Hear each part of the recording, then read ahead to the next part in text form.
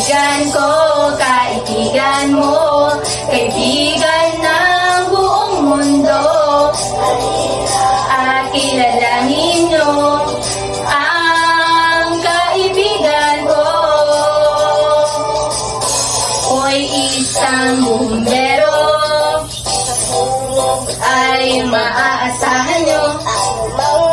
Kahit na kailangan nyo, darating ako. Kaibigan mo, kaibigan ng buong mundo. Kilalanin nyo ang kaibigan ko. Handa ako tumulong sa inyo, kalusugan ang hangad ko. Ako'y doktor na kaibigan nyo. Mahal na guro ay ako, sa pag-aaral kaagapay nyo. Pagtuturo ang alay ko, sa magandang kinabukasan nyo. May tindera, karpintero, magsasaka, latero, panadero, magagawang kaibigan ko.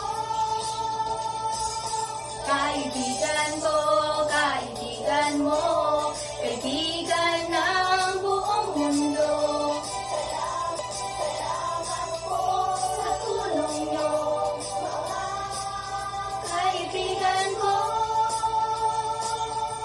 Mga kaibigan ko.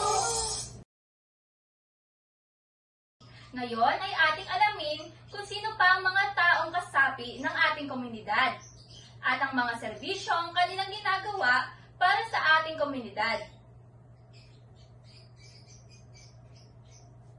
Ano ang nakikita nyo, mga bata? Ito ang pulis. Tama. Nakakita na ba kayo ng pulis? Saan nyo nakita ang pulis? Ano ang ginagawa ng pulis sa kalsada? Magaling! Ang pulis ay madalas na nakikita natin sa istasyon ng pulis. Minsan naman ay nakikita natin sila sa kalsada na nagbabantay ng mga sasakyan na dumaraan. Minsan naman ay nasa palengke sila o mga lugar na matatao. Bakit kaya sila pumupunta sa palengke at mga lugar na matatao? Tama ang inyong sagot. Ang mga pulis ay pumupunta sa mga lugar na matatao upang siguraduhing ligtas ang kapaligiran. Pinapanatili nilang ang kaayusan sa paligid. Hinuhuli nila ang mga taong lumalabag sa mga batas ng komunidad. Ito naman ang doktor. Saan ba natin nakikita ang mga doktor? Sino sa inyo ang nakapunta na sa ospital? Ano ang inyong ginagawa sa ospital? Anong ginagawa ng mga tao sa ospital? Mahusay! Ang doktor ay makikita natin sa ospital. Sila ang nag-e-examine sa mga taong may karamdaman.